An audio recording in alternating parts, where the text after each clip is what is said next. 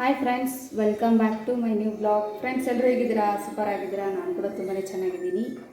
ಹಾಗೆ ನೀವು ಕೂಡ ತುಂಬ ಚೆನ್ನಾಗಿದ್ದೀರಾ ಅಂತ ಅಂದ್ಕೊಂಡಿದ್ದೀನಿ. ಸೊ ಇವತ್ತು ನಾನು ಬೆಳಗ್ಗೆಯಿಂದ ಬ್ಲಾಗ್ ಸ್ಟಾರ್ಟ್ ಮಾಡ್ತಾಯಿದ್ದೀನಿ. ಸೊ ಇಲ್ಲಿ ನಮ್ಮ ಅಜ್ಜಿ ಮನೆಗೆ ಬಂದಿದ್ದೆ. ಇವತ್ತು ಪೂಜೆ ಇತ್ತು, ಹಾಗಾಗಿ ಸೊ ಇವಾಗ ಅಡುಗೆ ಮಾಡ್ತಾಯಿದ್ದೀನಿ. ಆ್ಯಂಡ್ ಎಲ್ಲರೂ ಅವ್ರವ್ರು ಒಂದೊಂದು ಕೆಲಸದಲ್ಲಿ ಬ್ಯುಸಿ ಆಗಿದ್ದಾರೆ. ನನಗೆ ಹೋಳಿಗೆ ಮಾಡೋದಿತ್ತು, ಹಾಗಾಗಿ ಹೋಳಿಗೆನ ಕರಿತಾ ಇದ್ದೀನಿ. ಅಲ್ಲಿ ಮಾಡಿಕೊಡ್ತಾ ಇದ್ದಾರೆ, ನಾನು ಕರಿತಾ ಇದ್ದೀನಿ. ಸೊ ಇವಾಗ ಆ ಕಡೆ ಪೂಜೆ ಕೂಡ ನಡೀತಾ ಇದೆ. ಸೊ ಎಷ್ಟು ಕರೆದ್ಬಿಟ್ಟು ಅದಾದಮೇಲೆ ಮುತ್ತೈದೆ ನೋಡಕ್ಕೆ ಹೋಗಬೇಕು.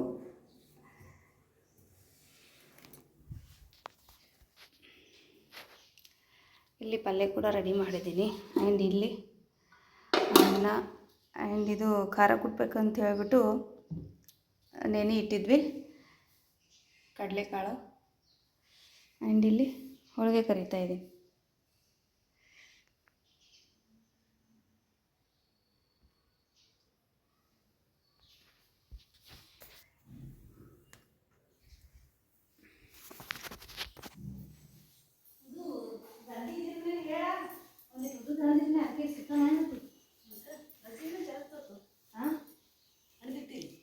ಉದ್ದುದ ಹಾಕ್ಲಿಕ್ಕೆ ತಳದಿಟ್ಟಿನಿ ಅಂದಿಸು. ಹಾಂ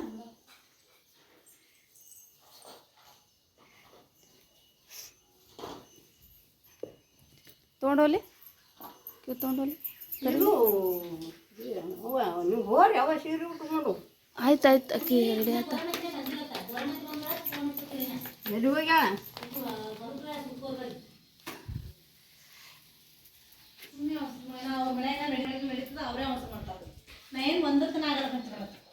ನೀರು ಹಾಕಿ ಬರ್ಬೇಕಾ? ಅಡುಗೆ ಮಾಡಿ ಕೊಟ್ಟು ಬರ್ಬೇಕು ಅನಿಸ್ತಾ. ನೀರು ಹಾಕಿ ಅಡುಗೆ ಅದು ಮಾಡಿ ಕೊಟ್ಟು ಬರ್ತಾನೆ.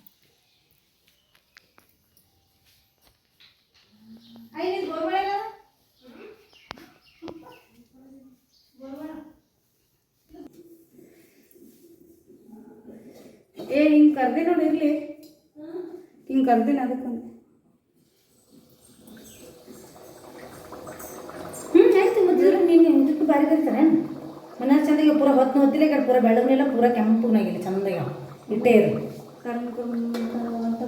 ಅವು ಬೇರೆ ವಾಣ ತೊಗೊಂಡ್ತಾವ, ಅವು ಇಷ್ಟ ಆಗಲ್ಲ ನಮ್ಗೆ. ಇವು ಕರಂಕುರ್ಮಿ ಅಂತ ಇವು ನೋಡಿ ಎಷ್ಟು ಚಂದಾಗ್ಯಾವ ಪುರಿಯದಾಗ ಆಗ್ಯಾವ. ಇನ್ನೊಂದು ಚೂರು ಕೆಂಪು ಮಾಡ್ತೀವಿ, ಇನ್ನೊಂದು ಚೂರು ಮಾಡು ಅಷ್ಟೇ.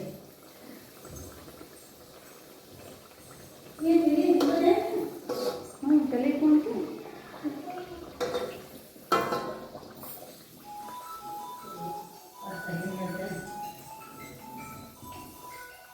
ಮತ್ತೆ ಅನಿಸ್ತು ಫೋನ್ ಅವ್ರದೇ. ಹಲೋ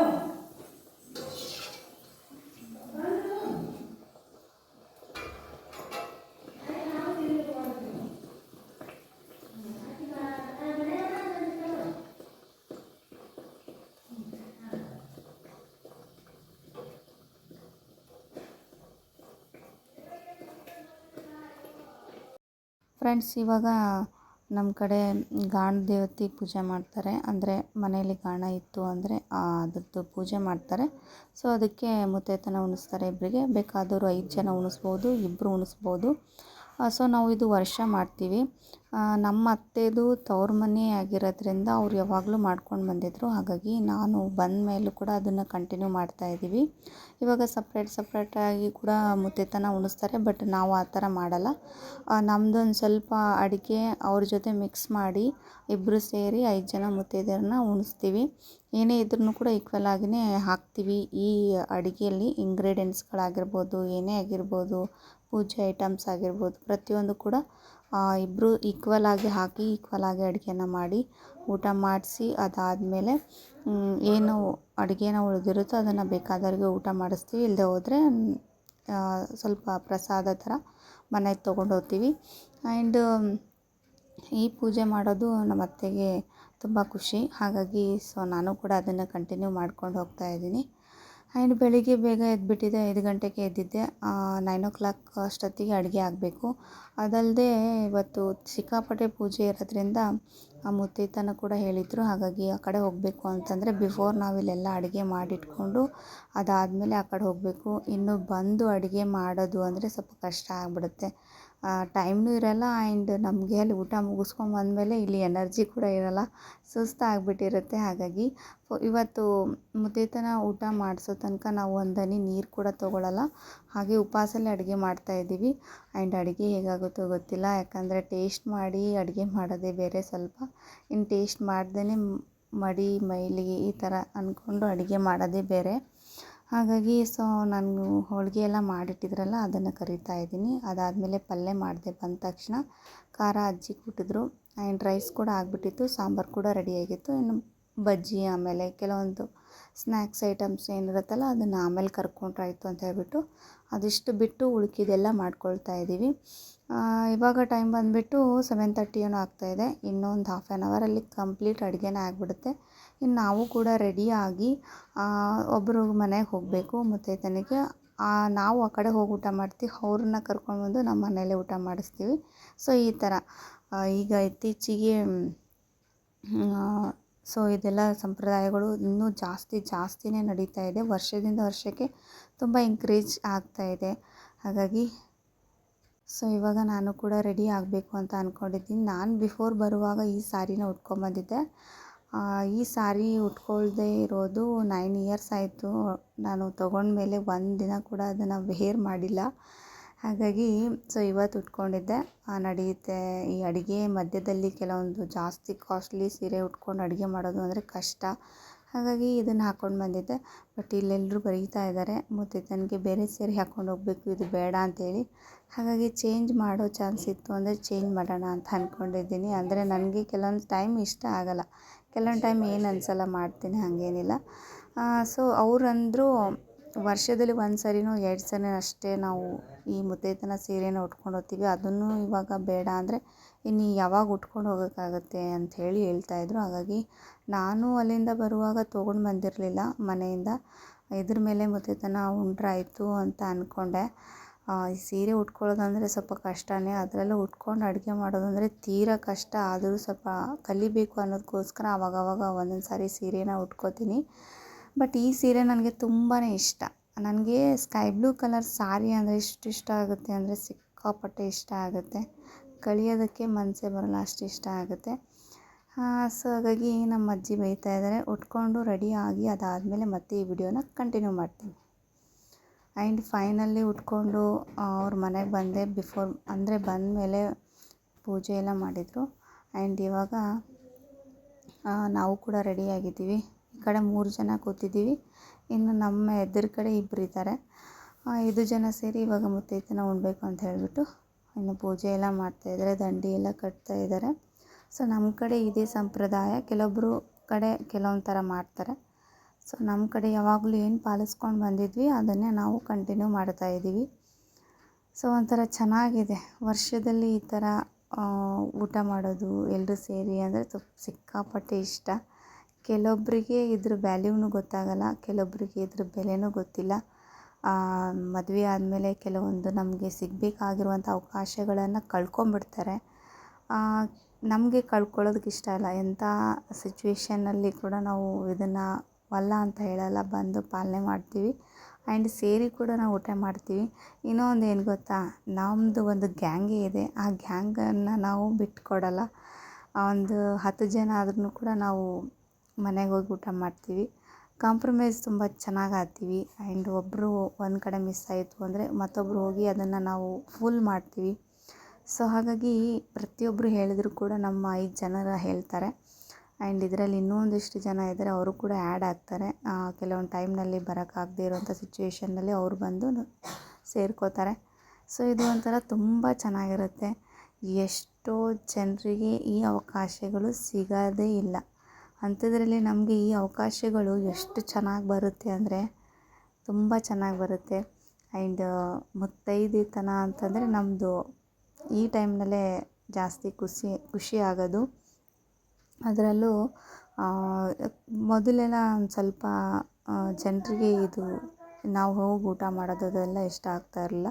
ಬಟ್ ಇತ್ತೀಚೆಗೆ ಹೆಂಗಾಗ್ಬಿಟ್ಟಿದೆ ಅಂದರೆ ಅವರು ಕೂಡ ನಮ್ಮನ್ನು ಬಿಟ್ಟು ಊಟ ಮಾಡ್ತಾಯಿದ್ರು. ಬಟ್ ಇವಾಗ ಅವರು ಕೂಡ ನಮ್ಮ ಜೊತೆ ಆ್ಯಡ್ ಆಗಿದ್ದಾರೆ. ಹಾಗಾಗಿ ನಮ್ಮ ಬಲ ತುಂಬ ಜಾಸ್ತಿನೇ ಆಗಿದೆ ಅಂತ ಹೇಳ್ಬೋದು. ತುಂಬ ಖುಷಿಯಾಗುತ್ತೆ. ಆ್ಯಂಡ್ ಈ ಥರ ಹೋಗಿ ಊಟ ಮಾಡೋದಾಗಿರ್ಬೋದು, ಪೂಜೆ ಮಾಡೋದು ಆಗಿರ್ಬೋದು. ಸೊ ಯಾರಿಗೆ ಸಿಗುತ್ತೋ ಬಿಡುತ್ತೋ ಗೊತ್ತಿಲ್ಲ ಅವಕಾಶ. ನಮಗಂತೂ ಖಂಡಿತವಾಗೂ ಸಿಗುತ್ತೆ. ಆ್ಯಂಡ್ ಮಿಸ್ ಮಾಡ್ಕೊಳ್ಳೋ ಚಾನ್ಸೇ ಇಲ್ಲ. ಆ್ಯಂಡ್ ನಾವು ಕೂಡ ಬಿಡೋದೇ ಇಲ್ಲ, ಬಿಟ್ಕೊಡೋ ಚಾನ್ಸಸ್ ಕೂಡ ಇಲ್ಲ. ಹಾಗಾಗಿ ಪ್ರತಿಯೊಂದು ಕ್ಷಣಗಳನ್ನು ಕೂಡ ತುಂಬ ಎಂಜಾಯ್ ಮಾಡ್ತಾ ಇದನ್ನು ನಾವು ಕಳಿತೀವಿ. ಸೊ ಫೈನಲಿ ಇನ್ನು ಊಟ ಕೂಡ ಸ್ಟಾರ್ಟ್ ಆಗ್ತಾಯಿದೆ. ಇನ್ನೂ ಒಂದು ಏನಂತಂದರೆ, ಸೊ ಪ್ರತಿಯೊಂದು ಅಡುಗೆನ ಮಾಡ್ತೀವಲ್ಲ, ಮೈಲಿಗೆ ಇಟ್ಕೊಂಡೇ ಮಾಡಿರ್ತಾರೆ, ಟೇಸ್ಟ್ ಏನು ನೋಡೋಲ್ಲ. ಹಾಗಾಗಿ ಈ ಟೈಮ್ನಲ್ಲಿ ನಾವು ಸೊ ಅದು ಚೆನ್ನಾಗಿಲ್ಲ, ಇದು ಚೆನ್ನಾಗಿಲ್ಲ ಅಂತ ಹೇಳಲ್ಲ, ಬಟ್ ತುಂಬ ಚೆನ್ನಾಗಿದೆ ಅಂತ ಹೇಳ್ಬಿಟ್ಟು ಊಟ ಮಾಡ್ತೀವಿ. ಇದರಿಂದ ಧನ ಧಾನ್ಯ ಸಂಪತ್ತು ಸಿರಿ ಎಲ್ಲ ಜಾಸ್ತಿ ಆಗುತ್ತೆ. ಹಾಗಾಗಿ ಸೊ ಆ ಟೈಮ್ನಲ್ಲಿ ತುಂಬ ಹಸಿವು ಕೂಡ ಅಷ್ಟೇ ಆಗಿರುತ್ತೆ. ಏನು ಊಟ ಮಾಡಿದ್ರೂ ಕೂಡ ಅದು ಒಂಥರ ತೃಪ್ತಿ ಅಂತ ಹೇಳ್ಬೋದು. ಸೊ ನಾನಂತೂ ಫುಲ್ ಎಂಜಾಯ್ ಮಾಡ್ತೀನಿ. ನೀವು ಕೂಡ ತುಂಬ ಎಂಜಾಯ್ ಮಾಡಿದ್ದೀರಾ ಅಂತ ಅಂದ್ಕೊಂಡಿದ್ದೀನಿ. ಇದು ನಮ್ಮ ಕಡೆ ಉತ್ತರ ಕರ್ನಾಟಕದಲ್ಲಿ ಈ ಥರದ್ದು ತುಂಬ ಜಾಸ್ತಿನೇ ನಡೀತಾ ಇರುತ್ತೆ. ಪ್ರತಿಯೊಂದು ವಸ್ತುವಿನ ಮೇಲೂ ತೊಗೊಂಡಾಗ ಗಾಡಿಗಳಾಗಿರ್ಬೋದು, ಏನಾದರೂ ಮನೆ ಕಟ್ಟಿದ್ದು ಪೂಜೆ ಆಗಿರ್ಬೋದು, ಈ ಮುತ್ತೈದೆತನನ ಉಣಿಸ್ತಾರೆ.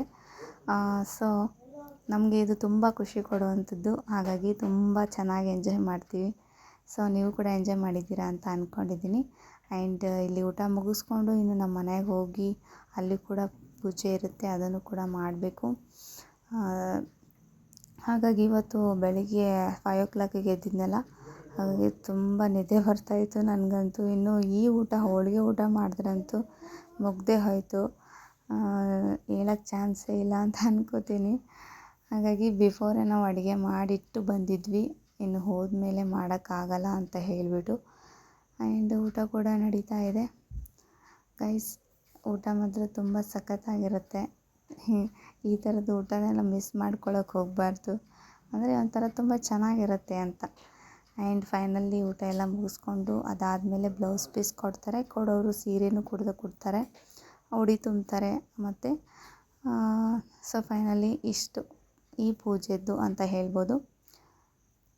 ಸೊ ಇನ್ನು ಇಲ್ಲಿ ಪೂಜೆ ಎಲ್ಲ ಆಯ್ತಲ್ವ, ಇನ್ನು ಮನೆಗೆ ಹೊರಡ್ತಾ ಇದ್ದೀನಿ. ಇನ್ನು ನಮ್ಮ ಮನೆಯಲ್ಲಿ ಪೂಜೆ ಕೂಡ ಸ್ಟಾರ್ಟ್ ಆಗ್ತಾಯಿದೆ ನೋಡಿ. ಇಲ್ಲಿ ಕೂಡ 5 ಜನರಿಗೆ ನಾವು ಊಟನ ಮಾಡಿಸ್ತೀವಿ. ಎಲ್ಲ ಬಿಸಿ ಅದ, ಹೋಳಿಗೆ ಬಿಸಿ ಎಲ್ಲ ಬಿಸಿ ಮಸ್ತ್.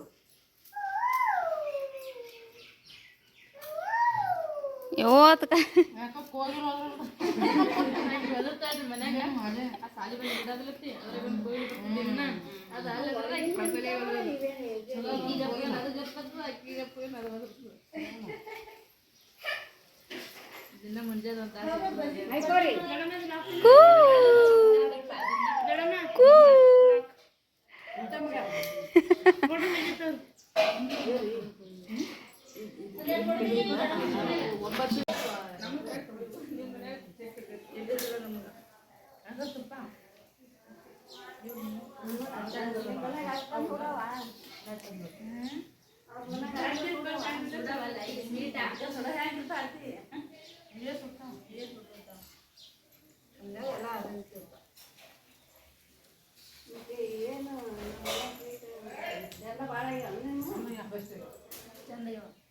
ಎಲ್ಲ ಹಾಕವ ಇನ್ನ ಇಟ್ಟು ಅದ ಹೇಳಿನಿ ಒಂದೇನು ತೆಗ್ದಾಳ ತೆಗ್ದೀನಿ, ಏನು ಮಕ್ಕಳು ತೆಗ್ದಿಲ್ಲ.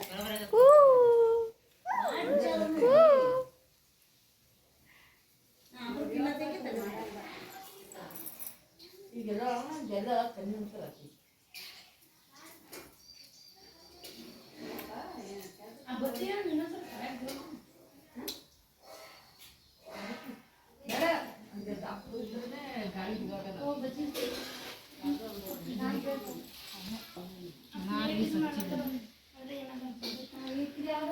ಫ್ರೆಂಡ್ಸ್, ಇನ್ನೂ ಊಟ ಎಲ್ಲ ಆಯಿತು. ಹಾಗಾಗಿ ನನಗೂ ಕೂಡ ಸಿಕ್ಕಾಪಟ್ಟೆ ಟಯರ್ಡ್ ಆಗಿಬಿಟ್ಟಿದೆ. ಆ್ಯಂಡ್ ಇನ್ನೊಂದು ಸ್ವಲ್ಪ ಹೊತ್ತಲ್ಲಿ ಊರಿಗೆ ಹೊರಡ್ತಾ ಇದ್ದೀವಿ. ಹಾಗಾಗಿ ಈ ವಿಡಿಯೋನ ಇಲ್ಲಿಗೆ ಏನು ಮಾಡ್ತಾಯಿದ್ದೀನಿ. ಈ ವಿಡಿಯೋ ಇಷ್ಟ ಆಗಿತ್ತು ಅಂದರೆ ಲೈಕ್ ಮಾಡಿ, ಶೇರ್ ಮಾಡಿ, ಕಮೆಂಟ್ ಮಾಡಿ ಅಂತ ಹೇಳ್ತಾ, ಇನ್ನು ನಾಳೆ ಇನ್ನೊಂದು ಹೊಸ ವಿಡಿಯೋದೊಂದಿಗೆ ಮತ್ತೊಮ್ಮೆ ಸಿಗೋಣ. ಅಲ್ಲಿವರೆಗೂ ಟೇಕ್ ಕೇರ್, ಬಾಯ್.